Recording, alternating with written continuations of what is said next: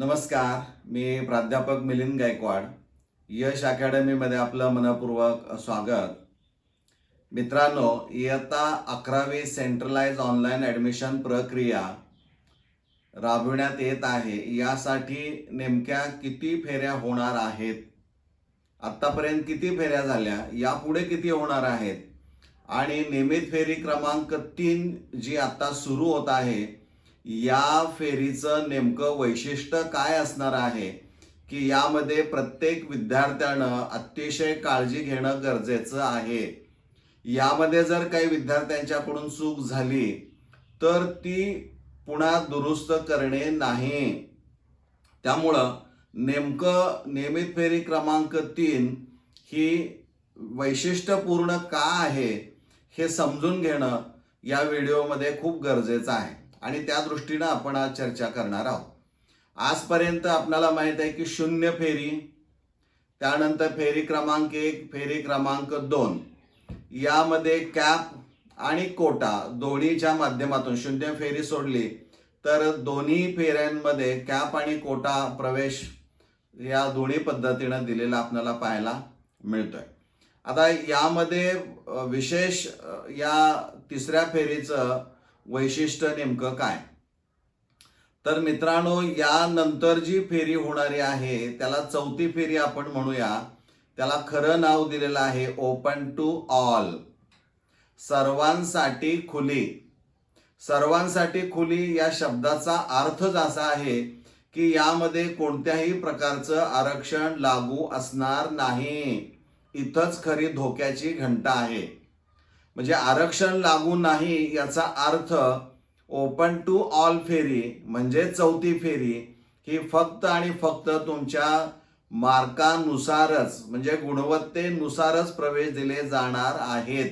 म्हणजे पहिला क्रायटेरिया असणार आहे गुणवत्ता आणि दुसरा असणार आहे प्राधान्यक्रम उच्च माध्यमिक विद्यालय. त्यामुळं इथं जर किंवा इथून पुढच्या ज्या फेऱ्या होणाऱ्या आहेत त्यामध्ये तुम्हाला असं दिसेल की आरक्षणाचा फायदा तुम्हाला घेता येणार नाही.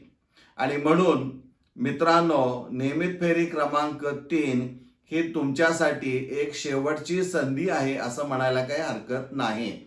आता ही शेवटची संधी का आहे हा थोडासा अर्थ तुम्हाला आता समजलेला असणार आहे. आणि मग सावधगिरी काय बाळगली पाहिजे, तर नियमित फेरी क्रमांक 3 चं ज्यावेळी तुम्ही ऑप्शन फॉर्म 2 विशेषतः भराल त्यावेळेस मात्र तुम्हाला खूप काळजी घ्यावी लागणारी आहे. म्हणजे तुम्हाला पहिल्यांदा तुमचे मार्क्स एका कागदावर लिहून घ्यावे लागतील. त्यानंतर ज्या कॉलेजमध्ये तुम्ही प्रवेश घेऊ इच्छित आहेत असे 10 कॉलेजेसची नावं काढायची आहेत. ती कशी काढायची आहेत, तर माझे मार्क्स समजा 434 असतील तर माझ्यापेक्षा थोडंसं मेरिट जास्त असणारे 1 ते 2% अशी काही 3 कॉलेजेस निवडायची आणि त्यानंतर पुढे 4 कॉलेजेस अशी निवडायची की जे काही माझे गुण असणारे आहेत त्याच्या जवळ आसपास असणारी आहेत. आणि त्यानंतर जी काही 3 कॉलेजेस निवडायची आहेत ती अशी निवडायची आहेत की तुमच्यापेक्षा तिथं गुणवत्ता कमी असणारी आहे.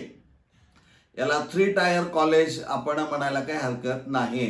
म्हणजे या पद्धतीनं 10 प्राधान्यक्रम द्या. मित्रांनो, तुम्हाला जर खरंच जे काही वेगवेगळे प्रवर्ग असणारे आहेत त्या प्रवर्गामधून जे काही विद्यार्थी संविधानिक आरक्षण असेल म्हणजे कॉन्स्टिट्यूशनल रिझर्वेशन असेल किंवा विशेष किंवा त्याला समांतर आरक्षण आपण म्हणूया, यातून जर तुम्ही बेनिफिट घेऊ इच्छित असाल तर 10 कॉलेजेसची यादी तुम्ही द्या, जेणेकरून याच फेरीमध्ये तुमचा 100% प्रवेश निश्चित व्हायला पाहिजे. म्हणजे तो इतका काळजीपूर्वक ऑप्शन फॉर्म 2 भरला पाहिजे, अर्ज भाग 2, की तिथं चूक होता कामा नये. म्हणजे तुमचे गुण पहा, तुमचा प्रवर्ग पहा आणि मग त्या प्रवर्गानुसार त्या कॉलेजचा कट ऑफ काय असणार आहे. म्हणजे एकीकडे 10 कॉलेजची यादी तयार केलेली असेल, त्या स्ट्रीम कोड प्रमाणे चॉईस कोड प्रमाणे तुम्ही त्याचा कट ऑफ पाहायचा आहे. त्या प्रवर्गानुसार तिथं लिहून ठेवायचा आहे आणि त्यानंतर त्या कॉलेजमध्ये रिक्त जागा स्ट्रीम कोडच्या साहाय्यानं तुम्हाला तिथं पाहायला मिळतील. म्हणजे सर्च कॉलेजेसला क्लिक केलं तर स्ट्रीम वाईज व्हेकन्सी ही तुम्हाला पाहायला मिळेल. राऊंड कुठला तुम्ही लक्षात घ्या, थर्डसाठी अप्लाय करताय, त्यामुळे सेकंड राऊंडचं तुम्हाला व्हॅकन्सी या पाहायच्या आहेत, फर्स्ट राऊंडच्या नाही आहेत. त्यामुळं कोणता राऊंड तुम्ही अर्ज करताय, तर तिसऱ्यासाठी अर्ज करताय, त्यामुळे त्याच्या अगोदरच्या राऊंडला किती विद्यार्थी भरले गेले आणि त्या कॉलेजमध्ये किती जागा शिल्लक राहिल्या हे तुम्हाला निश्चित तिथं व्हॅकन्सीमधून तुम्हाला पाहायला मिळू शकतं. म्हणजे रिक्त जागा तुमच्या प्रवर्गासाठी किती आहेत आणि त्याप्रमाणे मग निवडलेल्या कॉलेजचा क्रम सुद्धा पुन्हा खालवर होऊ शकतो. म्हणजे हे ऑन पेपर येऊ द्या बाळांनो. जर ऑन पेपर आलं नाही बरं का आणि तुम्ही ओव्हर कॉन्फिडन्समध्ये गेला तर तुम्ही अडचणीमध्ये येऊ शकाल आणि ते निस्तरणं मात्र तुम्हाला अवघड होऊ शकतं. त्यामुळं precaution is better than cure असं म्हटलं जातं. म्हणजे इथं तुम्ही काळजी घ्या आणि याप्रमाणे कट ऑफ, व्हॅकन्सी आणि तुमचे गुण, तुमचा प्रवर्ग याचा एक ऑन पेपर सगळे 10 कॉलेजेस व्यवस्थित येऊ द्या आणि फॉर्म भरा. अर्ज भाग 1 भरला, क्लिअर केला असेल तर तो लॉक करायला विसरू नका. अर्ज भाग 2 ऑप्शन जो असणार आहे कॉलेज पसंतीक्रम किंवा प्राधान्यक्रम, तिथं तुम्ही त्या पद्धतीनं काय करा, लॉक करा.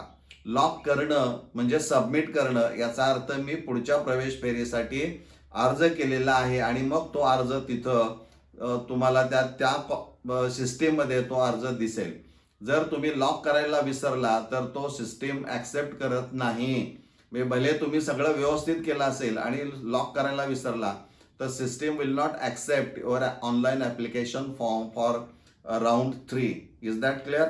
तर हे खूप महत्त्वाचं असणारं आहे.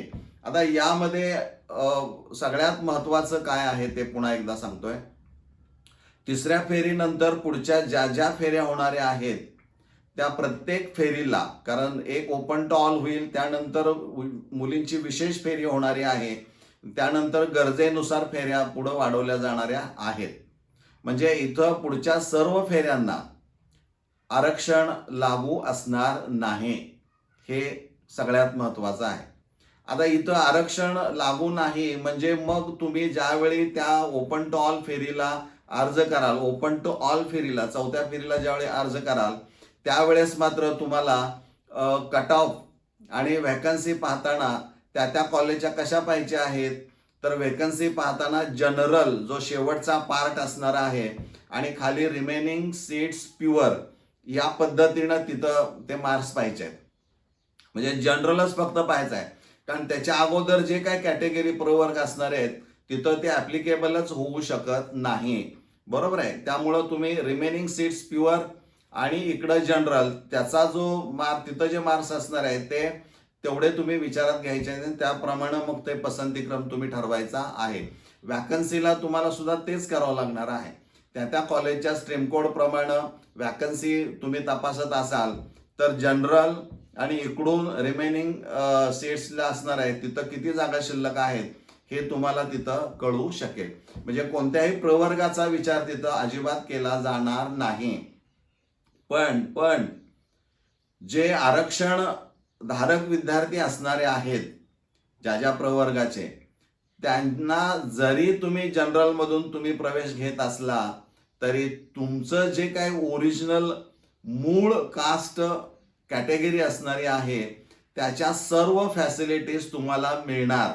पण त्या फॅसिलिटीज केव्हा मिळणाऱ्या आहेत, जर तुम्ही त्या कॅटेगरीचा दावा करताय तर त्यासाठी लागणारी सर्व डॉक्युमेंट्स, म्हणजे उत्पन्नाचा दाखला असेल, जातीचा दाखला असेल, ह्या सगळ्या ज्या काही अटी असणाऱ्या आहेत त्याची पूर्तता तुम्हाला केल्यानंतरच तुम्हाला त्या फॅसिलिटी मिळणार आहेत. म्हणजे असं नाही की मी जनरलमधून प्रवेश घेतला म्हणून माझ्या सर्व फॅसिलिटीज यावर बंधन येतील, असं होत नाही. ती मूळ कॅटेगरीमध्ये बदल होत नाही, तुम्हाला त्या सवलती मिळणार, पण त्यासाठी पुरावे तुम्हाला सादर करावे लागणारे आहेत. बरोबर आहे की आपण लक्षात घेणं खूप गरजेचं असणारं आहे. म्हणजे मित्रांनो, ही शेवटची संधी आहे. या संधीचं सोनं करायचं का अन्य काही करायचं हे तुमच्या हातामध्ये आहे. अतिशय डोकं शांत ठेवून सगळा अभ्यास करा, 2 तास घालवा, त्यामध्ये काही फरक पडत नाहीये. पण एकदा तुम्ही त्याचा अभ्यास केला आणि स्वतःला खात्री पटली की नाव I am very confident about giving the preferences of colleges, तर त्यावेळेस मग तो ॲप्लिकेशन फॉर्म भरा. म्हणजे थोडा वेळ घ्या, पण त्या मेरिटमधनं तुम्हाला मिळून जाईल. पुढच्या वेळेस फक्त गुणवत्ता, म्हणजे हा भाग जो असणार आहे तो तुम्ही नीट समजून घेतला तर तिसऱ्या फेरीला तुम्हाला फॉर्म भरताना अडचण येणार नाही. त्यामुळं ही एक गोष्ट तुमच्या समोर मांडणं मला अतिशय महत्त्वाचं वाटलं, कारण तिसरी फेरी ही तुमची शेवटची संधी आहे आणि या संधीचं सोनं तुम्ही करावं असं मला वाटतंय, म्हणून हा व्हिडिओ तुमच्यासाठी काढलेला आहे. मित्रांनो, हा व्हिडिओ तुमच्या मित्रांच्यापर्यंत पोहोचवण्याचा तुम्ही प्रयत्न करा, त्यालाही त्याचा फायदा होऊ द्या. मला वाटतंय हे जे सांगितलेलं असणार आहे हे तुम्हाला निश्चित समजलेलं असणार आहे. आता यामध्ये एटीकेटी धारकांचा एक प्रश्न येऊ शकतो, पण एटीकेटी धारकांनी लक्षात ठेवायचं आहे तुमच्या परीक्षा 16 जून पासून आता सुरू झालेल्या आहेत. त्यामुळे त्याचा निकाल लागल्यानंतर तुमची फेरी असणार आहे. तोपर्यंत तुम्ही काळजी करण्याचं कारण नाही, तुम्हाला प्रवेश दिला जाईल. त्यामुळं कुठलीही अडचण येणार नाही. त्यामुळं आपण इथं आता थांबूया. धन्यवाद.